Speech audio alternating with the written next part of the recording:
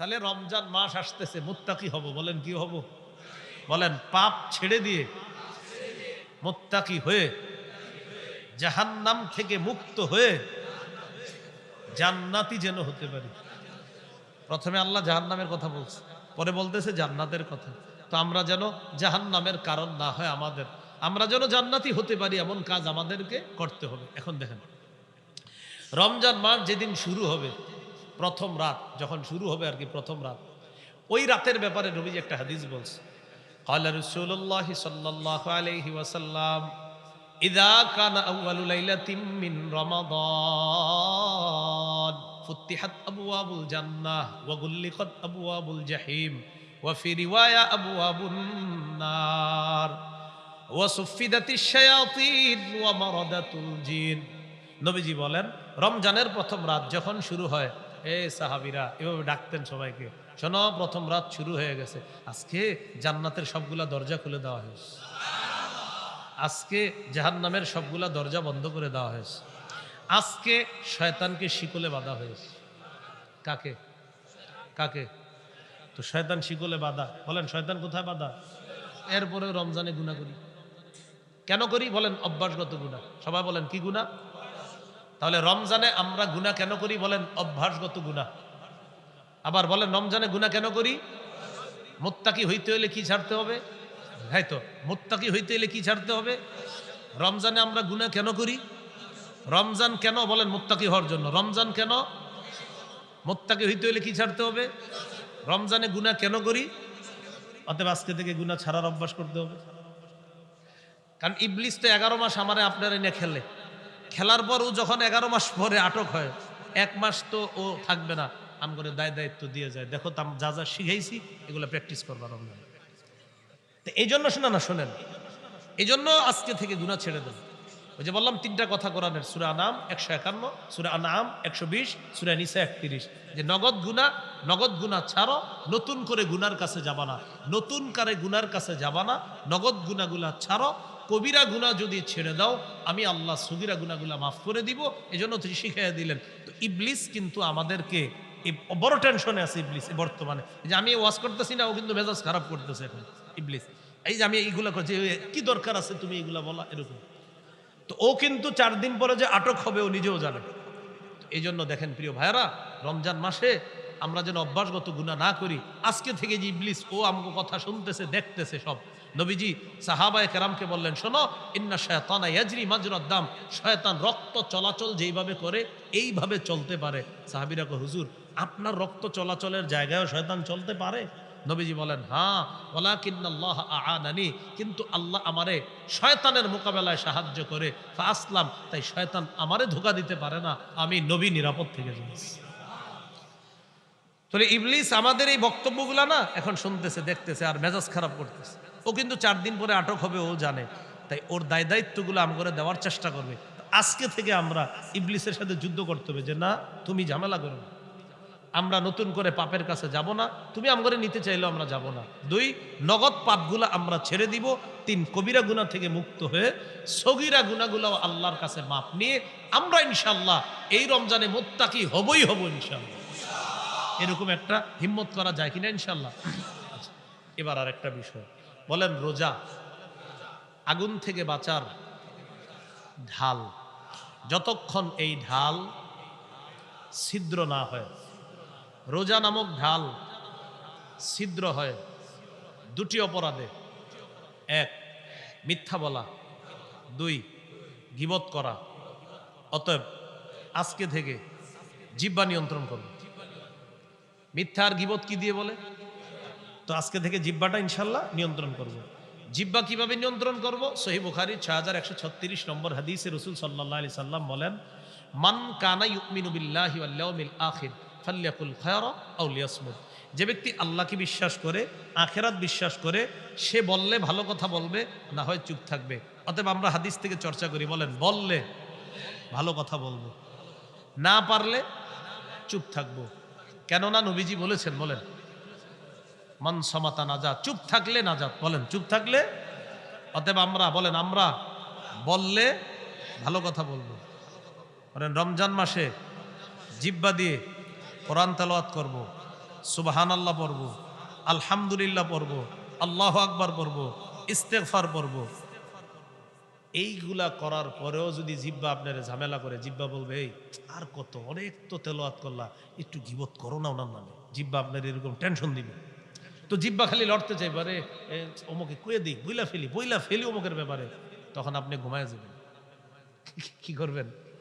হয়তো ভালো কথা বলবো, না হয় চুপ থাকবো। যদি চুপ থাকতেও না পারি, জিব্বা খালি চায় কারো গীবত করতে, মিথ্যা বলবে, ঘুমায় যাবে, আপনি ঘুমায় যাবে। তারপরেও রোজাকে ছিদ্র করা যাবে না।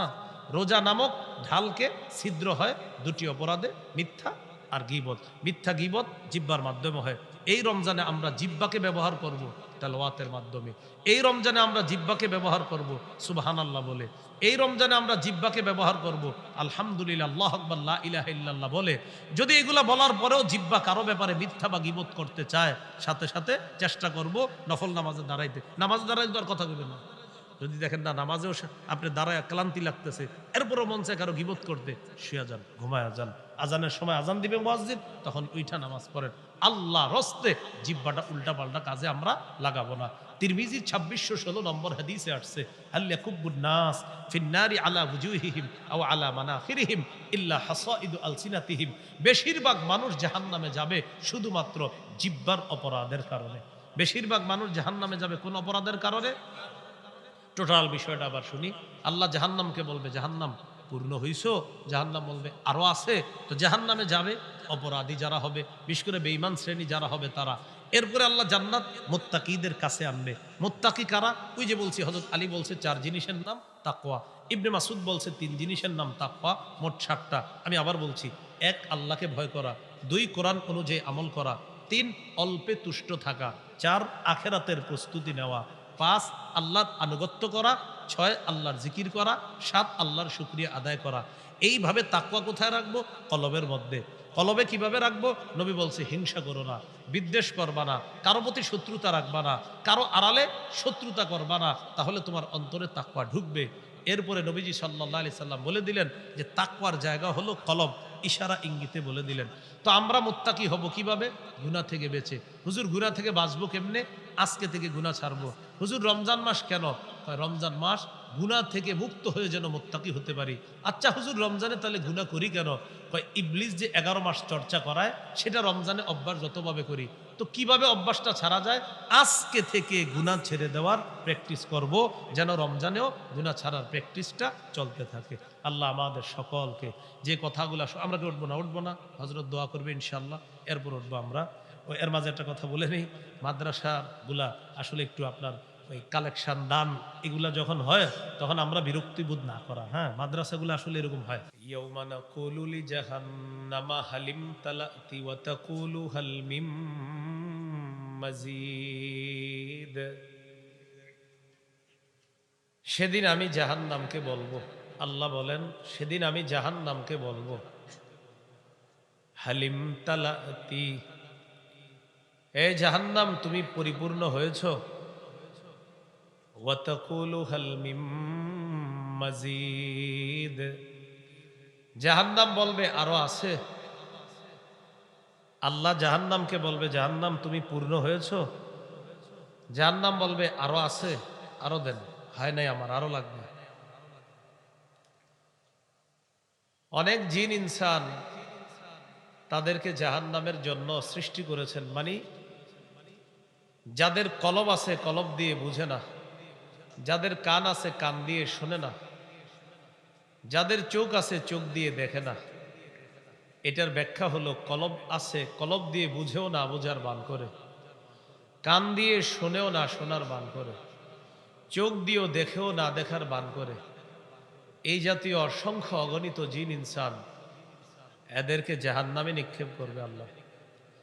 সূরা আরাফের 179 নম্বর আয়াতে আল্লাহ বলেন, ওয়ালাকাদ যারানা লিজাহান্নামা কাসীরাম মিনাল জিন্নি ওয়াল ইনস লাহুম কুলুবুন লা ইয়াফকাহুনা বিহা ওয়া লাহুম আ'য়ুনুন লা ইউবসিরুনা বিহা ওয়া লাহুম আযানুন লা ইয়াসমাউনা বিহা। অনেক জিন ইনসান এদেরকে জাহান্নামের জন্য বানিয়েছে। কোন জিন ইনসান জাহান্নামের জন্য রাখছি? লাহুম কুলুবুল লা ইয়াফকাহুনা বিহা, যাদের অন্তর আছে, অন্তর থাইকাও অন্তর দিয়ে বুঝে না। ওয়ালাহুম আ'য়ুনুল লা ইউবসিরুনা বিহা, চোখ থাকার পরেও সঠিক জিনিসটা দেখে না।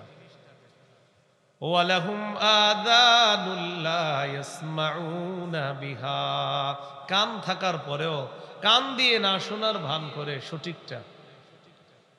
আল্লাহ বলেন উলাইকা কাল আনআম, এরা চতুষ্পদ জন্তুর মতো। বালহুম আদল, আল্লাহ বলেন এরা চতুষ্পদ জন্তুর চেয়ে আরো নিকৃষ্ট। নাউজুবিল্লাহ। এই ব্যাপারে ২৬ নম্বর পারার শুরু সূরাটা, প্রথম সূরাটার নাম সূরা আহকাফ। এই সূরা আহকাফের ২৬ নম্বর আয়াতে আল্লাহ পাক রব্বুল আলামিন বলেন ওয়ালাকাদ মাক্কান্নাহুম ফীমা ইম্মাক্কান্নাকুম ফীহি ওয়াজআলনা লাহুম সামআন ওয়া আবসারান ওয়া আফইদা। একটা জাতি ছিল দুনিয়াতে, তাদের নাম আদ সম্প্রদায়। যেই জাতির নবী ছিলেন হযরত হুদ আলাইহিস সালাতু ওয়াস সালাম। তাদের ব্যাপারে আল্লাহ বলেন আমি তাদেরকে দুনিয়াতে এমন ভাবে প্রতিষ্ঠিত করেছিলাম যে মতে তোমাদেরকেও প্রতিষ্ঠিত করি নাই। প্রতিষ্ঠিতের অর্থ কি? তাদের শরীরগুলা অনেক বড় দিয়েছিলাম, খেজুর গাছের মতো দেখতে, এক একজনকে লম্বা মনে হতো। প্রচুর শক্তি ছিল, পাহাড় কেটে ঘর বাড়ি বানাইত। এরা একদিন কি বলে ফেললো, মান আসাদ্দু মিন্না কুওয়া, আমাদের চেয়ে শক্তিশালী কে আছে? এরা বলল। আল্লাহ বলেন আওয়ালাম ইয়ারাউ আন্নাল্লাহাল্লাযী খালাকাহুম হুয়া আশাদ্দু মিনহুম কুওয়া, তারা কি চিন্তা করে না, তারা কি জানে না যে আল্লাহ তাদেরকে সৃষ্টি করেছেন, তিনি তাদের চেয়ে হাজার গুণ বেশি শক্তিশালী। তো এই জাতি আদ সম্প্রদায়, তাদেরকে আমি দুনিয়াতে এমন ভাবে প্রতিষ্ঠিত করেছি, বড় শরীর দিছি, শক্তি দান করছি, দেহে অনেক বড় বানায় আছি। জানো তাদেরকে কি দিয়েছি আমি? ওয়াজআলনা লাহুম সামআ, কান দিয়েছি, শ্রবণ শক্তি। ওয়া আবসারা, চোখ দিয়েছি, দৃষ্টি শক্তি।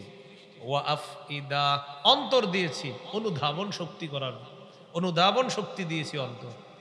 পরে আল্লাহ কি বলে দেখেন, ফামা আগনা আনহুম সামউহুম ওয়ালা আবসারুহুম ওয়ালা আফইদাতুহুম মিন শাই ইয কানু ইয়াজহাদুনা বিআয়াতিল্লাহ। তাদের শ্রবণ শক্তি, তাদের দৃষ্টি শক্তি, তাদের অনুধাবন শক্তি তাদের কোনো কাজে আসে নাই। এত বড় হওয়ার পরেও যখন আল্লাহ নিদর্শন নবী তাদের সামনে পেশ করলো, নগদ অস্বীকার করে ফেললো। সঠিকটা বুঝছে, না বুঝার ভান করছে। সঠিকটা শুনছে, না শোনার ভান করছে। সঠিকটা দেখছে, না দেখার ভান করেছে। আল্লাহ বলেন দেখো এত বড় বড় মানুষগুলার শ্রবণ শক্তি, দৃষ্টি শক্তি, অনুধাবন শক্তি কোনো কাজে আসে নাই। কেন? ঈমান নেই। কি নাই? এই জন্য এদের কোনো কাজে আসে নাই। দেখেন আমাদের বাংলাদেশেও একজন ভাই মুসলমান, নাম তার, আফসুস হলো কেন মুসলমান কথায় কথায় আলহামদুলিল্লাহ বলে, কেন সুবহানাল্লাহ বলে। তিনি বললেন মুসলমান এত বেশি আরবি বলে কেন? আরবিটা কি? এদেরকে যদি জিজ্ঞাসা করা হয় কেমন আছো, আলহামদুলিল্লাহ ভালো। আপনি কখন আসছেন? 2টার দিকে। নিরাপদে আসছেন তো? আলহামদুলিল্লাহ নিরাপদে আসছেন। সমস্যা হয় নাই তো? আল্লাহর রহমতে কোনো সমস্যা হয়নি। বলেন তো মুসলমান যে কথাগুলা বলে এটা মুসলমানদের একটা শিষ্টাচার, ভদ্রতা, শিক্ষা, ইসলামী শিক্ষা। এখানে কি পুরাটা আরবি বলছে না কিছু অংশ? যেমন আমি আপনাদেরকে বললাম আপনারা কেমন আছেন, এটা কি আরবি না বাংলা? তো এরপরে জবাবে বললেন আমরা ভালো আছি আলহামদুলিল্লাহ। তো দেখেন আমরা বাংলাও বললাম, একটু আরবি বলছি। আলহামদুলিল্লাহর অনুবাদটা হলো সকল প্রশংসা আল্লাহ। এখানে কাউকে কোনো হিট করা হয় না, আঘাত করা হয় না। এই কথায় শুধু শান্তি আর শান্তির অনুবাদ। যিনি বলছে তার নাম দেখলে মনে হচ্ছে তিনি মুসলমান। তিনি কিন্তু জানে আলহামদুলিল্লাহর মধ্যে যে কোনো সমস্যা নাই, এটা তিনি জানে। জেনেও না জানার ভান, শুনেও না শোনার ভান, দেখেও না দেখার ভান, শুধুমাত্র মুসলমানদের মাঝে একটা প্যাচ লাগানো যায় কিভাবে, এটাই ছিল তার উদ্দেশ্য। অথচ এটার মধ্যে কোনো সমস্যা নেই, এটা কিন্তু সবাই বুঝে। এমনকি অমুসলিম যারা, তারাও বুঝে কি জানেন, যে সুবহানাল্লাহ মুসলমানদের, আলহামদুলিল্লাহ, ইনশাল্লাহ, এগুলো মুসলমানদের একটা সুন্দর বাক্য, অমুসলিমরাও বুঝে। তো এই মানুষগুলা বুঝাও না বুঝার ভান করে। আল্লাহ আমাদেরকে হেফাজত করে। তো বলছিলাম, আল্লাহ অনেক মানুষকে, জিনকে জাহান্নামে দিবে, দেওয়ার পর ওই যে কথাটা, তখন জাহান্নামকে বলবে আল্লাহ, ইয়াউমা নাকুলু লিজাহান্নামা হালিম তালাতি। সেদিন জিন ইনসানদেরকে জাহান্নামে দেওয়ার পর আমি বলবো, ও জাহান্নাম পূর্ণ হয়েছো? জাহান্নাম বলবে, ওয়াতাকুলু হাল মিম মাজিদ। আল্লাহ আরো আছে, আরো দেন। সহিহ বুখারীর একটা বর্ণনা শুনেন, 4848 নম্বর হাদিস। এই হাদিসের বর্ণনাকারী আনাস ইবনু মালিক রাদিয়াল্লাহু তাআলা আনহু। عن أنس بن مالك رضي الله تعالى عنه قال قال رسول الله صلى الله عليه وسلم يلقى في النار وتقول هل من مزيد حتى يضع قدما فتقول قد قد। জাহান্নামের মধ্যে জিন ইনসান দেওয়া হবে, অসংখ্য অগণিত মানুষ আর জিন জাহান্নামে দেওয়ার পর জাহান্নামের মধ্যে যত দেওয়া হবে, জাহান্নাম বলবে আরো আসেনি। কি বলবে? আরো আছে। তো জাহান্নাম বলবে, হাত্তা ইয়াদা কদামা, রব তার কুদরতি পা জাহান্নামে ফেলার আগ পর্যন্ত জাহান্নাম বলবে আরো আছে কিনা। নবী বলেন, আল্লাহ যখন তার কুদরতি পা জাহান্নামের উপর রাখবে, তখন জাহান্নাম বলবে কত কত, হয়েছে, আর লাগবে না। রব তার কুদরতি পা ফালানোর আগ পর্যন্ত জাহান্নাম বলবে আরো আছে, আমার আরো লাগবে। এই অংশ থেকে আমাদের শিক্ষা, ভাই আমারে আপনারে ওই জাহান্নামের মধ্যে ফালানো হয়, অথবা আমারে আপনারে ফালানো হয় নাই এখনো, আর জাহান্নাম বলবে আরো আছে কি। আর আল্লাহ তখন যাদেরকে ফালাবে বা আগে যাদেরকে ফেলে দিয়েছে আল্লাহ, তাদের অন্তর্ভুক্ত যেন আমাকে, আপনাকে, আমাদেরকে আল্লাহ না বানায়। একদল তো জাহান্নামে যাবে, যাওয়ার পর জাহান্নাম বলবে আরো আছে, তো আবার আল্লাহ দিবে। তো যারা গেছে আর যাদেরকে দিবে, আমাকে আপনাকে যেন তাদের থেকে আল্লাহ হেফাজত করে। সহিহ বুখারীর বর্ণনা 4850 নম্বর হাদিস। এই হাদিসের বর্ণনাকারী আবু হুরায়রা রাদিয়াল্লাহু তাআলা আনহু। عن أبي هريرة رضي الله تعالى عنه قال قال رسول الله صلى الله عليه وسلم تحاجت الجنة والنار। মজার একটা হাদিস দেখেন কি বলে। নবীজি বলেন, জান্নাত আর জাহান্নাম ঝগড়া লাগছে। কে কে ঝগড়া লাগছে? ঝগড়া লাগছে। فقالت النار, ঝগড়ার এক পর্যায়ে জাহান্নাম বলে, ও জান্নাত, উসিরতু বিল মুতাকাব্বিরিন ওয়াল মুতাজাব্বিরিন। জাহান্নাম গর্ব করে বলে, ও জান্নাত, আমার মাঝে অহংকারী আর প্রতাপশালী যারা, তাদেরকে আমার মাঝে রাখা হয়েছে, আমাকে প্রাধান্য দেওয়া হয়েছে। জানো আমার মাঝে কারা? অহংকারীরা আর প্রতাপশালীরা। মানে এটা জাহান্নামের গর্ব, এর মাঝে অহংকারীরা। জাহান্নামের মাঝে অহংকারী, প্রতাপশালী, জালেম রাজা বাদশাহ সব আমার মাঝে, আমাকে প্রাধান্য দেওয়া হয়েছে, এটা আমার গর্ব। জাহান্নাম জান্নাতকে গর্ব করে করে বলতেছে। এবার জান্নাত কি বলে দেখেন। ওয়াকালাতিল জান্নাহ ইন্নাহু লা ইয়াদখুলুনি ইল্লা দুআফাউন নাস ওয়া সাকাতুহুম। জাহান্নাম, আমার মাঝে যারা প্রবেশ করছে বেশিরভাগ নিরীহ, দুর্বল, অসহায়, খাঁটি মুসলিম যারা, তারা আমার মাঝে প্রবেশ করছে। তো জান্নাতীরা বলবে খুব বিনয়ের সাথে, কেন? যে আমার মাঝে সব নিরীহ, অসহায়, মুসলিম, খাঁটি মুসলমান, এরা আমার মাঝে। জাহান্নাম অহংকার করে বলবে আমার মাঝে কারা? সব অহংকারীরা, সব রাজা বাদশা প্রতাপশালীরা, হামান, সাদ্দাত, কারুন, ফেরাউন, জানো এই সমস্ত রাজা বাদশা আমার মাঝে। জান্নাত বলবে আমার মাঝে দুর্বল, অসহায়, রাসূলুল্লাহ সাল্লাল্লাহু আলাইহি সাল্লাম যাদের ব্যাপারে বলে গিয়েছে এই সমস্ত মানুষগুলো আমার মাঝে। তো দুই দলের ঝগড়া চলে, জান্নাত আর জাহান্নামের ঝগড়ার মাঝে আমাদের রব আল্লাহ কথা বলা শুরু করছে। আল্লাহ জান্নাতকে ডাক দিয়ে বলে, ও জান্নাত, আনতি রহমাতি, জান্নাত তুমি আমার দয়া, তুমি আমার মায়া। বলেন আল্লাহ জান্নাতকে কি বলবে? জান্নাত তুমি আমার দয়া, তুমি আমার মায়া। এই কথাগুলা না প্রতিদিন নিজেরাও বলবেন যে রব জান্নাতকে বলবে, ও জান্নাত তুমি আমার দয়া, তুমি আমার মায়া। আল্লাহরে মুনাজাতে বলবেন, আল্লাহ জান্নাত আপনার দয়া, জান্নাত আপনার মায়া। মাবুদ গো, আমাকেও আপনার মায়া আর দয়ার অন্তর্ভুক্ত বানায়া আপনার দয়া নামক মায়া নামক জান্নাতের মেহমান বানায়া। জান্নাতের নামটাই রহমত। জান্নাতে আল্লাহ বলতেছে আনতি রহমাতি, তুমি আমার রহমত, তুমি আমার দয়া, তুমি আমার মায়া। আরহামু বিকি মান আশাউ মিন ইবাদি, আমি আমার বান্দাদের মধ্য থেকে যাকে চাই তোমার মাধ্যমে তাকে দয়া করব, দয়া করে মায়া করে তুমি জান্নাতের মেহমান বানায়া দিব।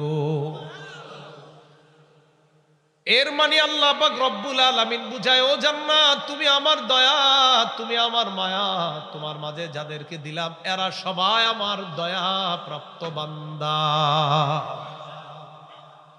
এবার কি বলে দেখেন জাহান্নাম, এই কথাটাও মুনাজাতে বইলা কানবেন আল্লাহ। এবার আল্লাহ জাহান্নামকে বলবে, ও জাহান্নাম, আনতি আযাবি, তুমি আমার গজব, ও জাহান্নাম তুই আমার গজব। জাহান্নামকে বলবে আনতি আযাবি, তুই আমার শাস্তি, তুই আমার গজব।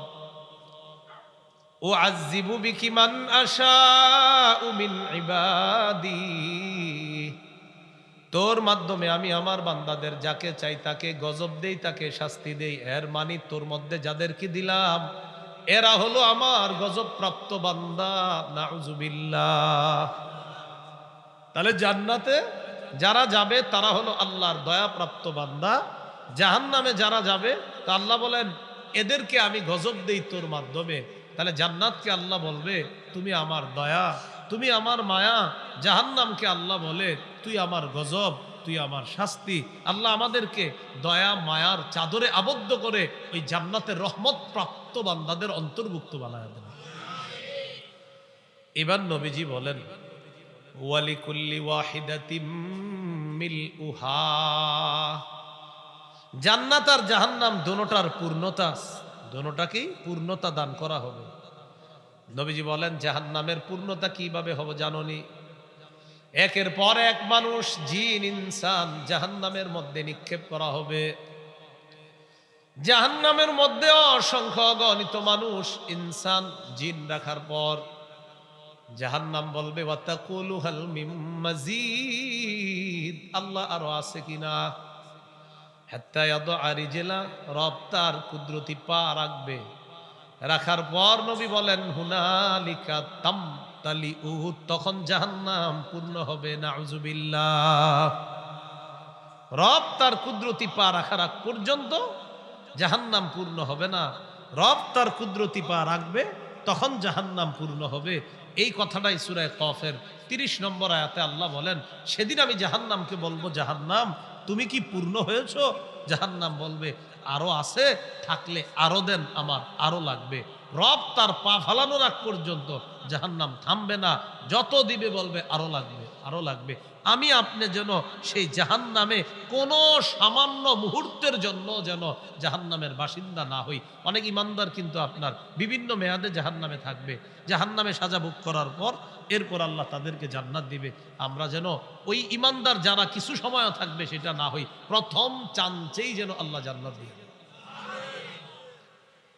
সূরা কফের 31 নম্বর আয়াতে আল্লাহ বলেন, ওয়াউজলিফাতিল জান্নাতু লিল মুত্তাকিনা গায়রা বাঈদ, কিয়ামতের ময়দানে যারা মুত্তাকি জান্নাতটা তাদের একদম নিকটবর্তী করে দেওয়া হবে।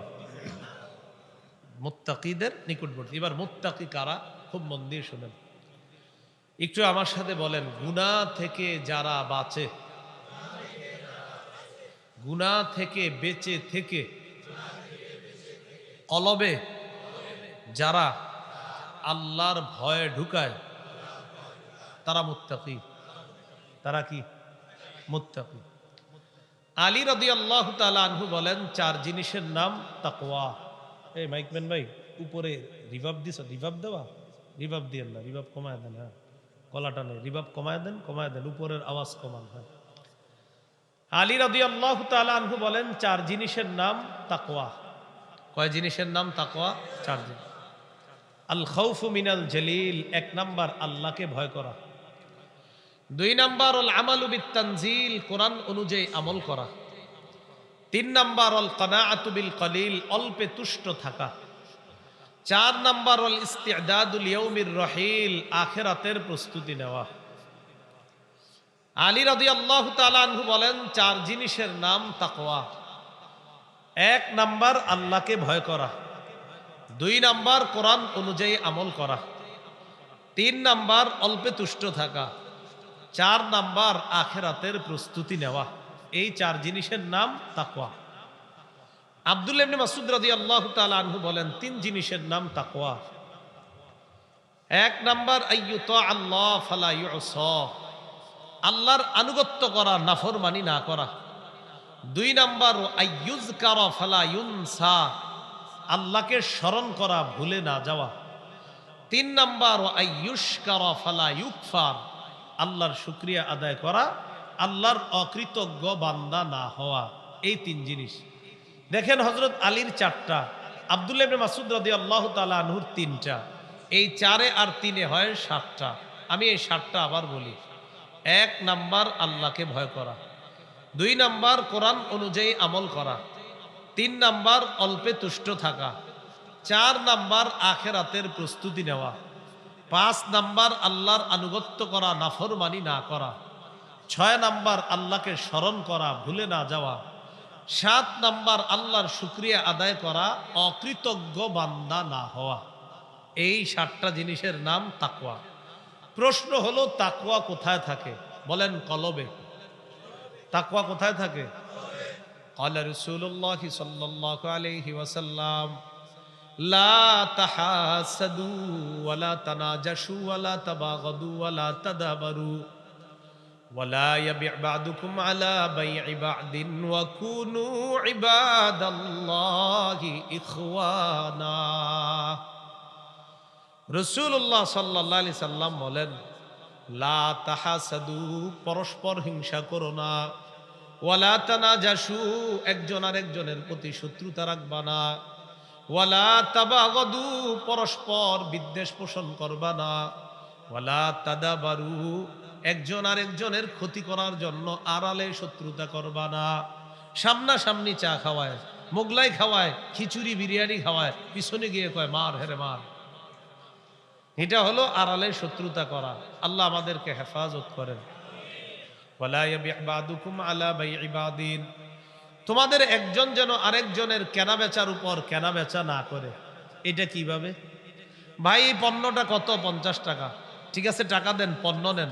তাহলে 50 টাকায় এই পণ্য লেনদেন করতে আমরা দুইজন রাজি। ইতিমধ্যে আরেকজন আইসা কয় আমি 60 টাকা দিব। এটা নাজায়েজ। এটা কি নাজায়েজ? সামনে কোরবানি আসতেছে না, কোরবানির সময় ঘটনাগুলো বেশি হয়। 60,000 টাকা দাম দস্তুর হয়ে গেছে। ইতিমধ্যে একজন আইসা কয় আমি 75 দিব। আসলে এটা একটা সাজানো নাটক হয়। ওই 75 যিনি বলে, উনি একটা দাম উঠায় দেয়, আরো 2-3 জন আয়া কয় 80। ঘটনাচক্রে যিনি গরুটা নিবে এটা ওনার আসলে পছন্দ হয়ে গেছে। এখন এই বেচারা আরো 20,000 বাড়ায় হইলো এটাই নিতে চায়। অথচ 60-এ রাজি ছিল দোনোজন, ক্রেতা বিক্রেতা। এই মাঝখানে আইসা 2-1 জন ঝামেলা করে। রাসূলুল্লাহ সাল্লাল্লাহু আলাইহি সাল্লাম বলেন, এইভাবে কেনাবেচা যখন চলে, একজন আরেকজনের কেনাবেচার উপর তোমরা কেনাবেচা করবা না। অন্য হাদিসে বলেন, ওয়ালা ইয়াখতুবু আহাদুকুম আলা খিতবাতি আখি, তোমাদের একজন যেন আরেকজনের বিয়ের প্রস্তাবের উপর বিয়ের প্রস্তাব না দেয়। একটা ছেলে একটা মেয়েকে বিয়ের প্রস্তাব দিচ্ছে, যতক্ষণ হা বা নায়ের ফায়সালা না হবে আপনি গিয়ে বাহার ঢুকায় প্রস্তাব দিয়েন না। একটা মেয়েকে বিয়ের প্রস্তাব দিস, এখন এখানে হা হতে পারে, নাও হতে পারে। হা হয়ে গেল তো হয়ে গেল, যদি না হয় সেটা আপনি না হওয়া পর্যন্ত অপেক্ষা করা। প্রায় পাকাপাকি হয়ে গেছে বিয়ে। একদিন মেয়ের বাপের সাথে ঘটকের দেখা, আপনার মেয়ের নাকি বিয়ে ঠিক হয়েছে শুনলাম। হ্যাঁ। ছেলে কি করে? 30,000 টাকা বেতন পায়। মাত্র 30? হ্যাঁ, আমি ইতালির একটা ছেলের সন্ধান জানি, 7 লাখ টাকা বেতন পায়। এখন মেয়ের বাপ, আপনি বলেন, তার মাথা তো ঘুরতে স্বাভাবিক ঘুরতে পারে। নবীজি বলেন, লা ইয়াখতুবু আহাদুকুম আলা খিতবাতি আখি, একজন বিয়ের প্রস্তাব দিছে, তোমরা উপর দিয়ে গিয়ে এইভাবে বিয়ের প্রস্তাব দিবা না। ওয়াকুনু ইবাদাল্লাহি ইখওয়ানা, তোমরা পরস্পর ভাই ভাই হয়ে যাও। হে আল্লাহর বান্দারা, তোমরা পরস্পর ভাই ভাই হয়ে যাও। এরপরে নবী বলেন, আত্তাকওয়া হাহুনা, আত্তাকওয়া হাহুনা, আত্তাকওয়া হাহুনা। নবীজি বলেন, তাকওয়া এখানে, তাকওয়া এখানে, তাকওয়া এখানে। ইউশিরু ইলা সদরিহি সালাসা মাররাত, নবীজি বুকের দিকে ইঙ্গিত করে বললেন, এখানে তাকওয়া, অর্থাৎ কলবের মধ্যে তাকওয়া থাকে। বুকের মধ্যে কলব, এই কলবের মধ্যে থাকে কি? তাকওয়া। কোরআনের এক আয়াতেও আছে, فإنها لا تعمى الأبصار ولكن تعمى القلوب التي في الصدور। প্রকৃতপক্ষে চোখ অন্ধ হয় না, অন্ধ হয় বক্ষস্থিত হৃদয়। বুকের ভিতর যে কলব থাকে, এই কলব প্রকৃতপক্ষে অন্ধ হয়, চোখ প্রকৃতপক্ষে অন্ধ হয় না। বরং বুকে যেই কলব থাকে, কোথায় বলেন? বুকে, বুকে, হ্যাঁ, বুকে যেই কলব থাকে এই কলব অন্ধ হয়, বক্ষস্থিত হৃদয় এটা অন্ধ হয়। তো হাদিসে রাসূল সাল্লাল্লাহু আলাইহি সাল্লাম বলেন, তাকওয়া এখানে, তাকওয়া এখানে, তাকওয়া এখানে। তাহলে তাকওয়ার জায়গা কোথায়? কলব। বলেন, তাকওয়ার জায়গা কোথায়? কলব। তাকওয়া কিভাবে অর্জন করব? গুনাহ থেকে বেঁচে থেকে। আল্লাহ আমাদের সকলকে পাপ থেকে বাঁচার তৌফিক দান করেন। রমজান মাস, সূরা আলী ইমরানের 183 নম্বর আয়াতে আল্লাহ বলেন, দেখেন কি বলে, ইয়া আইয়ুহাল্লাযীনা আমানু কুতিবা আলাইকুমুস সিয়াম কামা কুতিবা আলাল্লাযীনা মিন ক্বাবলিকুম লাআল্লাকুম তাত্তাকুন। হে ঈমানদারগণ, তোমাদের উপর সিয়াম ফরজ করা হয়েছে, যেমন পূর্ববর্তীদের উপর ফরজ করা হয়েছে। পূর্ববর্তীদের ব্যাখ্যাটা আছে, অনেক ব্যাখ্যা। তো আমাদের উপর সিয়াম আল্লাহ কেন ফরজ করছে? লাআল্লাকুম তাত্তাকুন, যাতে তোমরা মুত্তাকি হয়ে যাও, যাতে তোমরা কি হয়ে যাও?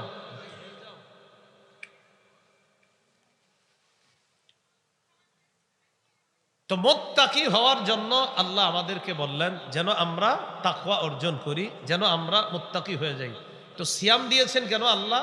মুত্তাকি হওয়ার জন্য। মুত্তাকি হওয়া যায় গুনাহ থেকে বেঁচে থেকে। আল্লাহ সূরা কফের 31 নম্বর আয়াতে বলেন, ওয়া উজলিফাতিল জান্নাতু লিল মুত্তাকিন, জান্নাত মুত্তাকিদের নিকটবর্তী করে দেওয়া হবে। গায়রা বাঈদ, দূরত্বে থাকবে না। তো জান্নাত যখন মুত্তাকিদের সামনে আসবে, তখন আল্লাহ পাক রব্বুল আলামিনের পক্ষ থেকে বলা হবে, হাযা মা তুআদুনা লিকুল্লি আওয়াবিন হাফিজ। এটা ওই জান্নাত, যেই জান্নাতের ওয়াদা তোমাদেরকে করা হয়েছে লিকুল্লি আওয়াব, প্রত্যেক ওই ব্যক্তির জন্য যে বারবার আল্লাহর দিকে ফিরে আসে। হাফিজ, যে গুনাহ থেকে মুক্ত থাকে। বলেন, হাফিজ অর্থ কি? যে গুনাহ থেকে নিজেকে হেফাজত করে, গুনাহ থেকে নিজেকে বাঁচায় রাখে।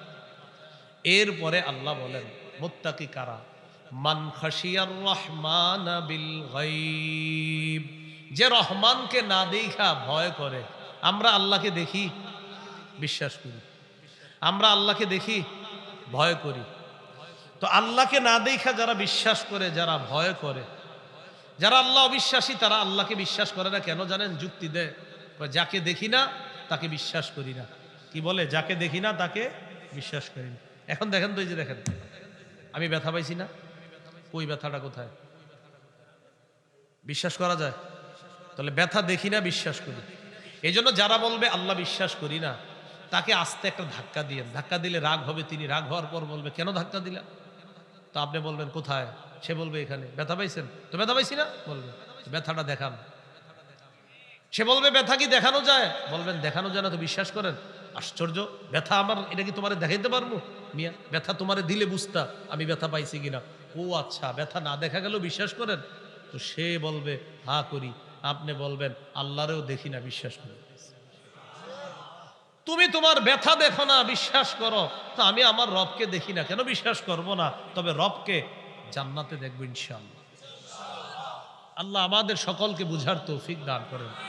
এটাই বললেন আল্লাহ, মান খাশিয়ার রহমান বিল গায়ব, যারা রহমানকে না দেখে ভয় করে, ওয়াজা বিকলবিম মুনিব, অনুগত অন্তর নিয়ে যারা আল্লাহর কাছে উপস্থিত হবে, এরা মুত্তাকি হওয়ার পর জান্নাতটা যখন তাদের সামনে, তখন তাদেরকে বলা হবে উদখুলুহা বিসালাম, নিরাপদে জান্নাতে প্রবেশ করো।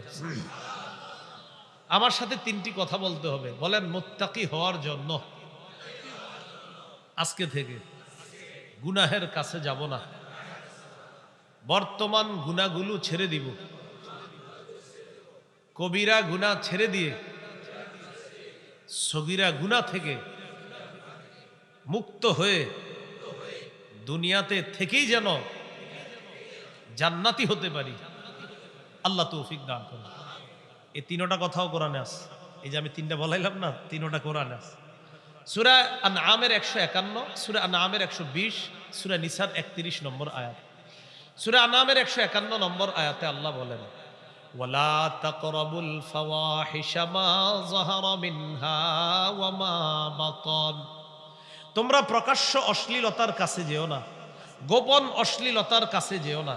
তাহলে 1 নাম্বার প্রকাশ্য পাপ, গোপন পাপ আমরা করব না। 2, সূরা আনআমের 120 নম্বর আয়াতে আল্লাহ বলেন, ওয়াদারু যাহিরাল ইসমি ওয়া বাতিনা, তোমরা প্রকাশ্য গুনাহ গোপন গুনাহ ছেড়ে দাও। 3, সূরা নিসার 31 নম্বর আয়াতে আল্লাহ বলেন, ইন তাজতানিবু কাবাইরা মা তুনহাউনা আন, আল্লাহ বলেন যদি তোমরা কবিরা গুনাহ থেকে বাঁচো, আল্লাহ বলেন যদি তোমরা কবিরা গুনাহ থেকে বাঁচো, আল্লাহ বলেন যদি তোমরা কবিরা গুনাহ থেকে বাঁচো, নুকাফির আনকুম সাইয়্যাতিকুম, আমি তোমাদের সগীরা গুনাহগুলো মাফ করে দেব, ওয়া নুদখিলকুম মুদখালান কারীমা, মরণের পর সম্মানের জায়গা জান্নাতে তোমাদেরকে প্রবেশ করাবো। তাহলে মুত্তাকি হওয়ার জন্য গুনার কাছেও যাব না, নগদ গুনাহগুলা ছেড়ে দিব, কবিরা গুনাহ ছেড়ে দিয়ে সগীরা গুনাহ থেকেও আল্লাহর কাছে মুক্তি নিয়ে দুনিয়াতেই যেন জান্নাতি হয়ে আল্লাহর কাছে যেতে পারি। আল্লাহ তৌফিক দান করেন। এবার দেখেন, জান্নাত দেখায় আল্লাহ বলবে উদখুলুহা বিসালাম, নিরাপদে জান্নাতে প্রবেশ করো। প্রবেশ করার পর সেখানে গেলে কি হবে? তো আল্লাহ বলেন, লাহুম মা ইয়াশাউনা ফিহা, অনুবাদটা দেখেন কি, জান্নাতীরা জান্নাতে যা চায় তাই তাদেরকে দেওয়া হবে। লাহুম, তাদের জন্য, তাই থাকবে, মা ইয়াশাউনা ফিহা, সেখানে তারা যা চাইবে। 24 পারা 19 পৃষ্ঠা সূরা হামিম আস-সাজদার 31 নম্বর আয়াতে আল্লাহ বলেন, লাকুম ফিহা মা তাশতাহি আনফুসুকুম, জান্নাতে তোমাদের মন যা চাইবে তাই পাবা। একটু বলেন তো কি জান্নাতে মন? খালি একটু খালি বলেন, জান্নাতে মন, আবার জান্নাতে মন, জান্নাতে মন যা চাইবে তাই বলেন আমার সাথে। এই জন্য দুনিয়াতে মন যা চায় তা করা যাবে না, জান্নাতে মন যা চায় সেটাই করা যাবে। কি শিখলাম? দুনিয়াতে মন যা চায় করা যাবে না, জান্নাতে মন যা চাইবে আল্লাহ কয় সব দিবে। যেন কোনো মতে এই জায়গায় নিয়ন্ত্রণ করেন। মন বলবে এটা কর সেটা কর, না না না না করবো না। কেন করবো না? বলবেন জান্নাতে গিয়ে মন যা চাইবে তা করবো, এখন করবো না। বলেন ইনশাআল্লাহ। সেখানে মন যা চাইবে তা খাবেন, যা চাইবে তা করবেন, যা চাবে তা বলবেন। এখানে মন যা চাইবে বলবেন না। মন যদি চায় খারাপ কথা বলতে, বলা যাবে না। মন যদি চায় খারাপ কাজ করতে, করা যাবে না। মন যদি চায় হারাম খাদ্য খাইতে, খাওয়া যাবে না। আল্লাহ কয় এই দুনিয়াতে যখন তোমার যা চায় তা না করবা, জান্নাতে যা চায় সেটাই করবা। এবার তিরমিজির একটা বর্ণনা শুনেন, জান্নাতে যদি কারো বাপ হইতে মন চায়, হ্যাঁ হবে, সুবহানাল্লাহ। তিরমিজি শরীফের বর্ণনা 2562 নম্বর হাদিস, 2500 আপনার 62। হ্যাঁ, এই হাদিসের বর্ণনাকারী আবু সাঈদ খুদরি রাদিয়াল্লাহু তাআলা তিনি বলেন, عن أبي سعيد الخدري رضي الله تعالى عنه قال قال رسول الله صلى الله عليه وسلم المؤمن إذا اشتهى الولد في الجنة كان وضعه وحمله وسنه في ساعة كما يشتهي। নবীজি বলেন, কোন ইমানদার জান্নাতের মধ্যে যদি বাবা হইতে চায়, কোন ইমানদার জান্নাতের মধ্যে যদি সন্তান চায়, নবী বলেন তার বিবি মুহূর্তের মধ্যে গর্ভবতী হবে, ওয়া ওয়াদউহু মুহূর্তের মধ্যে সন্তান প্রসব করবে, ওয়া সিন্নুহু ফি সাআ মুহূর্তের মধ্যে তার সন্তান বড় হয়ে যাবে। আসসালামু আলাইকুম, আব্বা আম্মা কেমন আছেন? বড় হয়ে যাবে, মুহূর্তের মধ্যে স্ত্রী গর্ভবতী হবে, সন্তান হবে, মুহূর্তের মধ্যে বড় হয়ে যাবে। আব্বা আম্মা এরকম আপনার বড় হয়ে যাবে, বাবা মা সামনে থাকবে। সুবহানাল্লাহ। তো আল্লাহ বলেন লাহুম মা ইয়াশাউনা ফিহা, সেখানে যা চান তারা সেটাই পাবে। শর্ত মুত্তাকি হও, ভিতরে তাকওয়া ঢুকাও, গুনাহমুক্ত জীবন যাপন করো, আমার কাছে আসো, অনুগত হৃদয়ে নিয়ে আসো। আল্লাহ সেদিন বলবে নিরাপদে জান্নাতে প্রবেশ করো। কথা শেষ হয় নেই, পরে আল্লাহ কি বলে দেখেন, দেখো এতক্ষণ তো বললাম তোমাদের মন যা চায় সেটা পাবা, কিন্তু আমি কি দিব সেটা তো বলিনি। সুবহানাল্লাহ। ওয়ালাদাইনা মাজিদ, জান্নাতে তোমাদের মন যা চায় তা পাবা, যা করতে চায় সেটাই করবা, যা খাইতে চাও সেটাই খাবা। ওয়ালাদাইনা মাজিদ, তবে বান্দা শোনো, আমি আল্লাহ আমার কাছে তোমাদের জন্য আরো অতিরিক্ত পুরস্কার রেখে দিস। এখন সেটা কি? আল্লাহ বলে সেটা এমন পুরস্কার, যে পুরস্কার তোমাদের চোখ মরার আগে কখনো দেখে নাই, দেখবাও না। যে পুরস্কারটা দিব সেটা মৃত্যুর আগে কোনো কান কোনোদিন শোনে না, শুনবেও না। যেই পুরস্কারটা দিব সেটার ব্যাপারে অন্তরে কোনোদিন খেয়ালও আসে নাই, এমন পুরস্কার আমি আল্লাহ রেখে দিস। যেমন দেখেন, 10 সেকেন্ডের জন্য আমরা ভাবনার জগতে চলে গেলাম, আমার যদি 2.5 লক্ষ কোটি টাকা হইতো, মনে এসে গেছে। আমার যদি 20টা দুনিয়ার সমপরিমাণ একটা দুনিয়ার রাজা যদি আমি হইতাম, এটা মনে আসছে। তার মানে মনে আসতেছে। আল্লাহ বলেন আমি তোমাকে যেটা দিব সেটা মরার আগ পর্যন্ত তোমার মনে কখনো আসবে না, এটা দিব।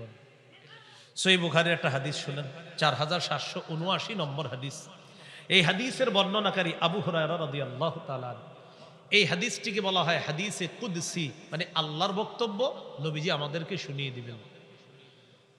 عن أبي هريرة رضي الله تعالى عنه قال قال رسول الله صلى الله عليه وسلم فيما روى عن الله تبارك وتعالى أعددت لعبادي الصالحين ما لا عين رأت ولا أذن سمعت ولا خطر على قلب بشر।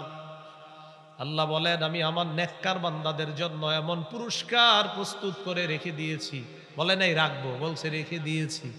আমি আমার নেককার বান্দাদের জন্য এমন পুরস্কার রেখে দিয়েছি, মালা আইনুন রাআত, যে পুরস্কার মানুষের চোখ কখনো দেখে নাই, ওয়ালা উযুনুন সামিআত, কান কখনো শোনে নাই, ওয়ালা খাতারা আলা কলবি বাশার, মানুষের অন্তরে কখনো কল্পনায় আসে নাই, এমন নিয়ামত আমি আমার নেককার বান্দাদের জন্য রেখে দিলাম।